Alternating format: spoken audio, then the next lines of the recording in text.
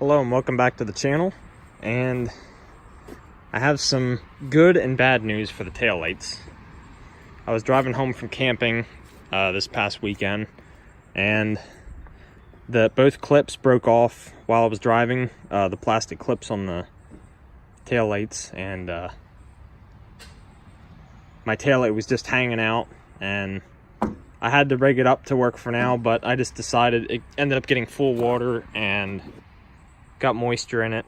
So I just decided, I've had so much bad luck with these. You know, they still work fine, and the way I rigged it up, it's not going anywhere, but I just decided, let's just upgrade it with something better. So, Recon taillights. So let's get these opened up and get them put on. All right, let's see what we got here.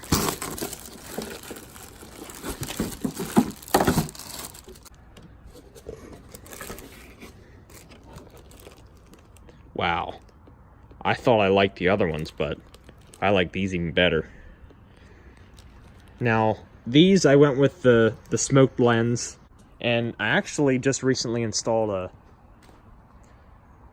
smoked LED third brake light, so these are gonna actually match it much better.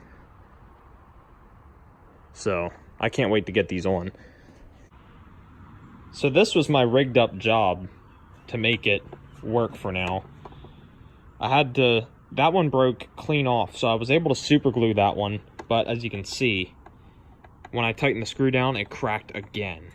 So obviously must be really cheap plastic, and this one was completely broke off, so I literally put Gorilla Tape around it and drilled the whole way through it, and it worked perfect. I was able to just reinforce it with Gorilla Tape, so